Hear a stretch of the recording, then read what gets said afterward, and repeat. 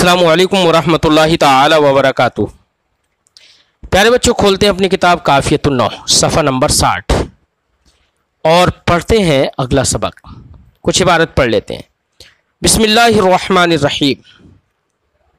अस्सानी अल मस्दरुल मुतसर्रिफुल मुख्तस नहवु उक़्तुरिहा इक़्तिराहुन जय्यिदुन व मिन्हु क़ौलुहु तआला फ़इज़ा नुफ़िख़ फ़िस्सूरि नफ़ख़तुन वाहिदह वल मस्दरु गैरुल मुतसर्रिफ हुवल मस्दरु लज़ी युलाज़िमुन नसब अलल मस्दरिय्यह फ़ला यक़उ इल्ला मफ़ऊलन मुतलक़ा नहवु मआज़ल्लाह व सुब्हानल्लाह फ़ला तजूज़ु इनाबतुहु अनिल फ़ाइल।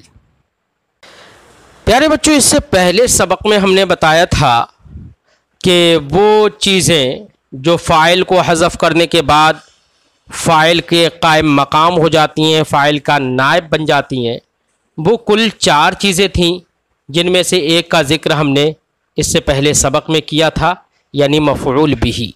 मफ़ऊल बिही फ़ाइल का कायम मकाम हो जाता है, और जिस तरीके से मफ़ऊल बिही फ़ाइल का कायम मकाम होता है तो वो शय अव्वल थी।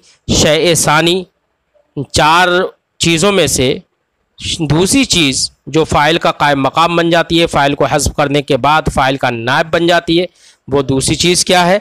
तो साहिब किताब फरमाते हैं अस्सानी अल मस्दरुल मुतसर्रिफुल मुख्तस, यानी इन फ़ाइल का नायब, फ़ाइल का कायम मकाम बनने वाली दूसरी चीज़ मस्दर मुतसर्रिफ मुख्तस है। तो एक तो यहाँ पर 3 लफ्ज़ बोल रहे हैं साहिब किताब। एक तो लफ्ज़ मस्दर बोल रहे हैं, दूसरा लफ्ज़ अल मुतसर्रिफ बोल रहे हैं, तीसरा लफ्ज़ मुख्तस बोल रहे हैं। यहाँ पर मस्दर जो लफ्ज़ बोला है उससे मुराद है माने हदसी, यानी वो लफ्ज़ जो माने हदसी को बताए, माने हदसी पर दलालत करे, उसको मस्दर कहते हैं।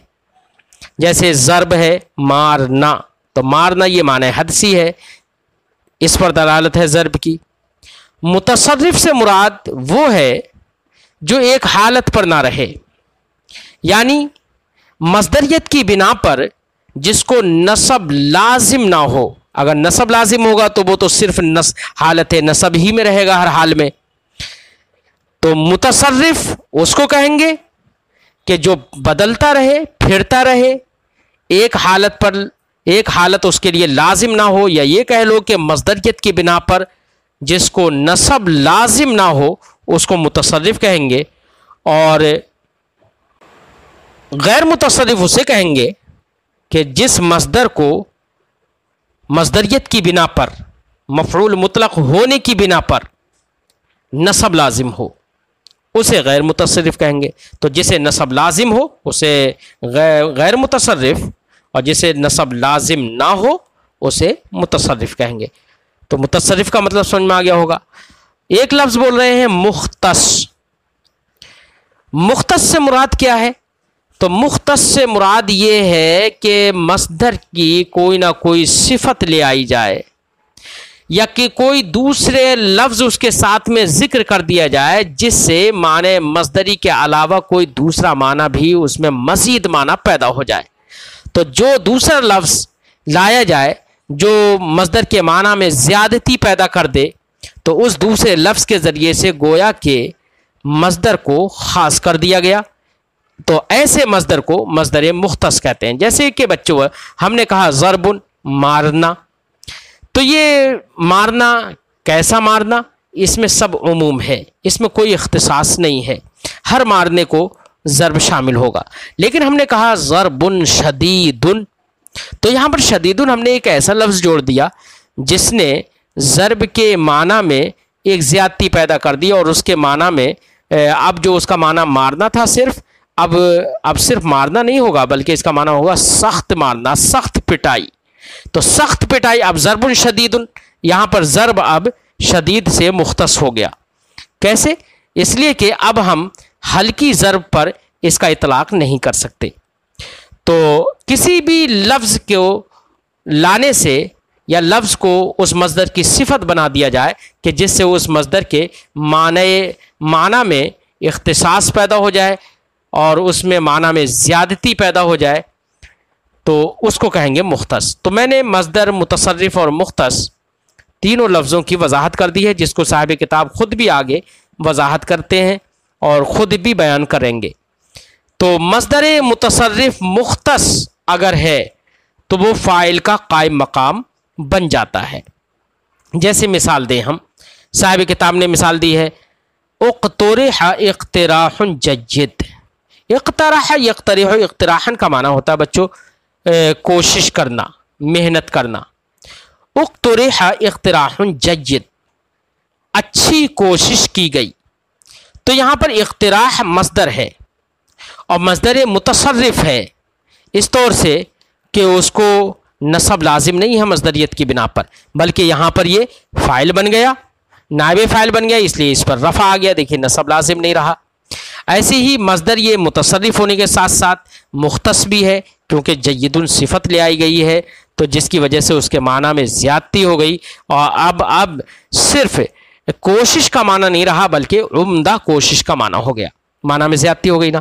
تو یہاں پر مصدر متصرف مختص ہے اور اس کو نائب فاعل بنا دیا گیا ہے، کیونکہ اقترح فعل مجہول ہے جس کا فاعل معلوم نہیں ہے، تو اب اقتراح جید یہی اس کا نائب فاعل ہے۔ اسی قبیل سے ہے اللہ رب العزت کا یہ فرمان، یعنی مصدر متصرف بھی ہے اور وہ نائب فاعل بن گیا ہے اللہ کے اس فرمان میں، کیا فَإِذَا نُفِخَ فِي الصُّورِ نَفْخَةٌ وَاحِدَةٌ، تو جب سور پھونک دیا جائے گا، ایک بار سور پھونک دیا جائے گا، تو یہاں پر نفخۃ واحدہ جو ہے، نفخ جو فعل مجہول ہے اس کا نائب فاعل ہے، اور یہاں پر بھی نفخہ جو ہے یہ مصدر متصرف ہے اور واحدہ لا کر اس کو مختص بنا دیا گیا ہے۔ فرماتے صاحب کتاب خود ہی کہ مصدر غیر متصرف کسے کہیں گے اور مصدر متصرف کسے کہیں گے، اس کی وضاحت فرما دیتے ہیں۔ فرماتے والمصدر الغیر المتصرف هو المصدر الذي يلازم النصب على المصدریہ، مصدر غیر متصرف وہ مصدر ہوگا جس کو مصدریت کی بنا پر نصب لازم ہو۔ جب اس کو نصب ہی لازم ہے تو وہ تو نائب فاعل بن نہیں سکتا، کیونکہ نائب فاعل بننے کی صورت میں مرفوع ہو جائے گا، اور اس کو ہے نصب لازم، تو وہ صرف اور صرف مفعول مطلق ہی بن سکتا ہے۔ فلا یقع الا مفعولا مطلقا، تو اب وہ صرف اور صرف مفعول مطلق ہی واقع ہو سکتا ہے۔ مثال اس کی جیسے کہ معاذ اللہ، تو معاذ اللہ میں معاذ یہ مصدر ہے اور مصدر غیر متصرف ہے، اس کو نصب لازم ہے، اور فعل محذوف وجوبی جس فعل کو حذف کرنا واجب ہے اس فعل محذوف وجوبی کی بنا پر اس کو نصب لازم ہے، اس کا یہ مفعول مطلق ہے۔ اے اعوذ معاذ اللہ یہ معنی ہے۔ ایسی سبحان اللہ، سبحان اللہ یہ ہمیشہ منصوب ہی ہوتا ہے مفعولیت کی بنا پر، مصدریت کی بنا پر، کہ یہ مفعول مطلق بنتا ہے فعل محذوف کا جس فعل کو حذف کرنا واجب ہے۔ اصل عبارت ہے اسبح سبحان اللہ، فعل کو حذف کرنا واجب ہے، لہذا جب یہ مفعول مطلق ہی بنے گا، اس کو نصب لازم ہے، تو یہ نائب فاعل نہیں بن سکتا۔ کیوں؟ اس لیے کہ نائب فاعل بنے گا تو مرفوع ہو جائے گا، حالانکہ اس کو نصب لازم ہے۔ اس لیے صاحب کتاب فرماتے ہیں فلا تجوز انابتہ عن الفاعل، لہذا اس کا فاعل کا نائب بننا جائز نہیں ہے، اس کو فاعل کا نائب بنانا جائز نہیں ہے۔ تو یہ مصدر غیر متصرف کی گفتگو ہوئی، اور صاحب کتاب نے فرمایا تھا المصدر المتصرف، تو متصرف اب کسے کہیں گے؟ جب غیر متصرف کو سمجھ لیا تو بالکل اس کا الٹا مصدر متصرف ہوگا، یعنی جس کو نصب لازم نہ ہو، جو پھرتا رہے، کبھی مرفوع ہو جائے تو کبھی منصوب ہو جائے۔ متصرف کا معنی ہی لغوی یہی ہے۔ فرماتے ہیں اما المصدر المتصرف فهو المصدر الذي يقع مرفوعا او منصوبا او مجرورا على حسب ما يقتضيه الكلام، مصدر متصرف اس مصدر کو کہیں گے جو کبھی مرفوع واقع ہو جائے یا منصوب واقع ہو جائے یا مجرور واقع ہو جائے کلام کے تقاضے کے اعتبار سے، کہ کلام اگر تقاضا کرے اس بات کا کہ اسے فاعل بنانا چاہے تو وہ مرفوع ہو جائے گا، کلام تقاضا کر رہا ہے اس بات کا کہ وہ مبتدا ہے تو وہ مرفوع ہو جائے گا، کلام تقاضا کر رہا ہے اس بات کا کہ اس پر حرف جار داخل ہے تو وہ مجرور ہو جائے گا، کلام اس بات کا تقاضا کرے کہ وہ مفعول بہ ہے، اس کو فعل اپنا مفعول بہ بنانا چاہ رہا ہے تو وہ اس صورت میں منصوب بھی ہو جائے گا، کلام تقاضا کرے اس کے مفعول مطلق ہونے کا تو بھی وہ مفعول مطلق ہونے کی صورت میں منصوب ہو جائے گا. جس کا کلام تقاضا کرے وہ ویسا ہو جائے گا. تو ہر حالت میں وہ بدلتا رہتا ہے تو اس کو مصدر متصرف کہتے ہیں. مثال جیسے کہ جلوس ہے، اقتراح ہے، فہم ہے، اور اس جیسے بہت سارے مصادر ہے نا. جتنے مصادر آپ نے پڑھے ہیں سوائے وہ ان مصادر کے جن مصادر کا فعل وجوبی طور پر محذوف ہوتا ہے، جیسے کہ سبحان اللہ، معاذ اللہ وغیرہ. تو جلوس یہ فاعل بھی بن جاتا ہے، مبتدا بھی بن جاتا ہے. ایسے اختراع، فہم، ایسے ان جیسے وما اشبہہا، ان جیسے اور دوسرے بہت سارے مصادر. مثال میں پیش کر رہے ہیں فتقول، تو آپ کہیں گے ھذا اقتراح مفید، یہ فائدہ مند کوشش ہے. تو یہاں پر اقتراح مفید یہ خبر بن گیا، خبر ہونے کی بنا پر یہ مرفوع ہو گیا. ایسے آپ کہیں اعجبنی اقتراحک، آپ کی کوشش اور آپ کی محنت مجھے اچھی لگی. تو یہاں پر اقتراح فاعل بن گیا اعجبنی کا، اس لیے یہ مرفوع ہو گیا.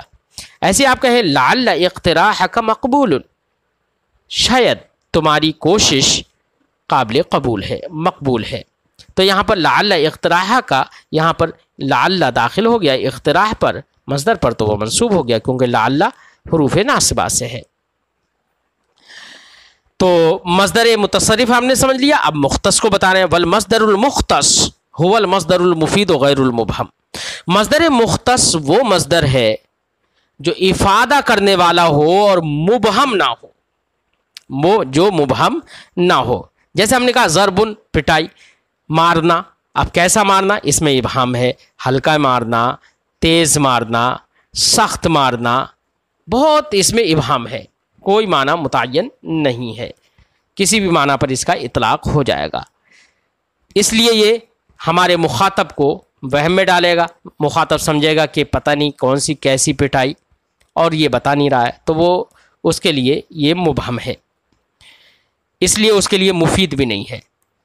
تو مصدر مختص اسی مصدر کو کہیں گے جو مفید اور غیر مبہم ہو. یعنی مفید و غیر مبہم.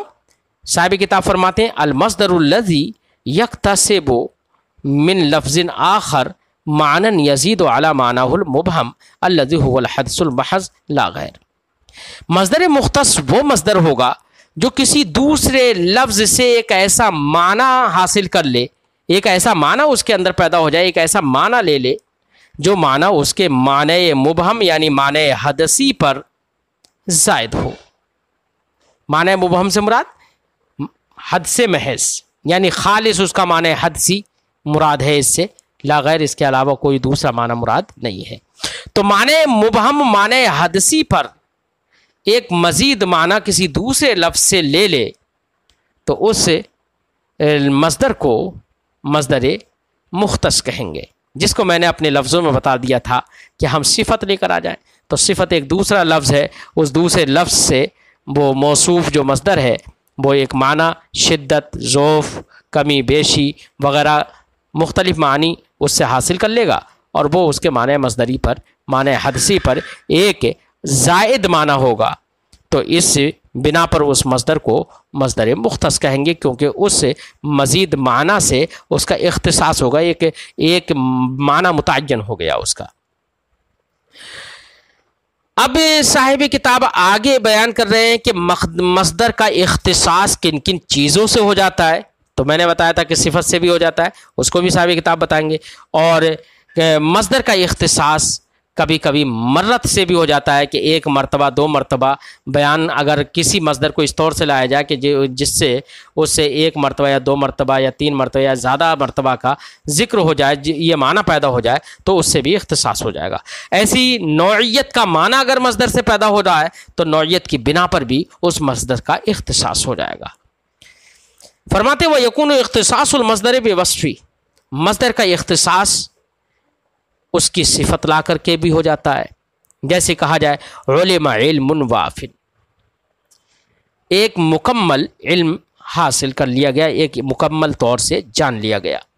تو یہاں پر وافن صفت لے آئی گئی علم کی، تو یہاں پر مصدر مختص ہو گیا اپنی صفت سے. اور بیان عددی ہی، اور کبھی کبھی مصدر کا اختصاص کر دیا جاتا ہے، مصدر مختص ہو جاتا ہے اس کا عدد بیان کر کے. عدد بیان کر کے، وہی ہم نے کہا مرتیں، مرت بیان کر کے، جہاں مرت کے لیے آتا ہے نا مصدر، مرتبہ بیان کرنے کے لیے آتا ہے، تعداد بیان کرنے کے لیے آتا ہے، تو کبھی تعداد کو بیان کرنے کے ذریعے سے بھی مصدر کا اختصاص ہو جاتا ہے. جیسے ہم نے کہا جلستو جلستان، میں بیٹھا 2 مرتبہ بیٹھنا. یا ہم کہیں جلست، بلکہ مجہول کی مثال بنا لو، جلست جلستان لبحث الموضوع، موضوع پر بحث کرنے کے لیے 2 مجلسیں منعقد کی گئیں، 2 مجلسیں بٹھائی گئیں. تو جلستان دیکھو 2 عدد کو بیان کر دیا ہے، تو مصدر بھی یہی، یہ بھی مصدر ہے، تو اب اس کو نائب فاعل بنا دیا گیا. اور بیان نوعی، اور کبھی کبھی مصدر کی نوع کو بیان کر کے بھی مصدر کا اختصاص کر لیا جاتا ہے، مصدر مختص ہو جاتا ہے.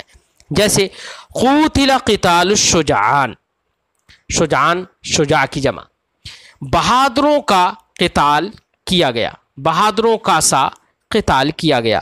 تو یہاں پر قوتلہ فعل مجہول ہے اور قتال یہ مصدر ہے، اور اس مصدر میں اختصاص ہوا نوعیت کا معنی پیدا کر کے، کیونکہ قتال الشجعان جو ہے یہ نوعیت کا معنی پیدا ہوا. جیسے ہم کہتے ہیں جلستو جلست القاری، میں قاری کے بیٹھنے کی طرح، یعنی قاری کے بیٹھنے کی جو نوعیت ہے اس کی طرح میں بیٹھا، تو نوعیت کے لیے ہو گیا وہاں پر. اب اس فعل مجہول کا اس کا مصدر کو اس کا نائب فاعل بنا دیا گیا، کہہ دیا گیا قوتل قتال الشجعان، ہے نا. مثلا ہم اس کو معروف رکھتے تو ہم کہتے قاتل زید قتال الشجعان، زید نے بہادروں کے قتال کی طرح قتال کیا. اب فاعل کو حذف کر دیا گیا اور فعل کو مجہول بنا دیا گیا، قوتلہ کہہ دیا گیا. اب جو مفعول مطلق تھا پہلے قتال الشجعان، اسی کو نائب فاعل بنا دیا گیا اور کہہ دیا قوتلہ قتال الشجعان، بہادروں جیسا قتال کیا گیا. تو مصدر متصرف مختص یہ فاعل کا نائب بن جاتا ہے. ایسے ہی اس میں مصدر جو ہے ہوتا ہے، ایک ہوتا ہے وصف مصدر جس کا ذکر ہوا مصدر متصرف مختص میں، وہ وصف مصدر اس سے مراد تھا. اس میں مصدر بھی نائب فاعل بننے کی صلاحیت رکھتا ہے. کیا مصدر کی طرح اس میں مصدر بھی، وصف مصدر کی طرح اس میں مصدر بھی نائب فاعل بننے کی صلاحیت رکھتا ہے. اس میں مصدر سے مراد بچوں وہ مصدر ہے جس کو ہم حاصل مصدر کہتے ہیں. جیسے کہ ضرب کا معنی مارنا بھی ہے، جب مارنا اس کا معنی مارنا ہو تو یہ وصف مصدر ہے، اور ضرب کا معنی پٹائی بھی ہے، ایک حاصل مصدر، یعنی فاعل جو کام انجام دیتا ہے تو کام کے انجام دینے سے جس شے کا وقوع ہوتا ہے، جس شے کا وجود ہوتا ہے، اب اس کا ایک نام رکھ دیا جاتا ہے. یعنی ضرب زید عمرا، زید نے عمرو کو مارا، تو عمرو کو مارا تو عمرو پر کیا واقع ہوئی؟ پٹائی واقع ہوئی. تو جو پٹائی جو معارض وجود میں آئی، اب اس کو ضرب کہہ دیں گے، یعنی پٹائی. اسی کو اسم مصدر کہتے ہیں، اسی کو حاصل مصدر کہتے ہیں. تو اسم مصدر اور حاصل مصدر جو ہے وہ بھی مصدر کی طرح بالکل نائب فاعل بننے کی صلاحیت رکھتا ہے، لیکن مذکورہ دونوں شرطوں کے ساتھ، یعنی متصرف بھی ہو اور مختص ہو. کیا ہو؟ متصرف ہو اور مختص ہو، کہ وہ اصل کے اعتبار سے متصرف ہو، کہ اس کا تصرف بھی ہوتا ہو. تصرف کا مطلب میں نے آپ کو بتا دیا اس سے پہلے کہ وہ کبھی فاعل، کبھی مرفوع بھی بن جائے، منصوب بھی بن جائے، مجرور بھی بن جائے. متصرف کا معنی یہاں پر یہ نہیں ہے کہ اس کی گردان ہو. متصرف کا معنی میں نے بتایا اس سے پہلے کہ کبھی مرفوع ہو جائے، کبھی منصوب ہو جائے، کبھی مجرور ہو جائے، یعنی مصدریت کی بنا پر اس کو نصب لازم نہ ہو. تو ایک تو شرط یہ کہ متصرف ہو، دوسری شرط یہ کہ مختص ہو. انہی دونوں شرطوں کے ساتھ اس میں مصدر جو ہے وہ بھی نائب فاعل بننے کی صلاحیت رکھتا ہے.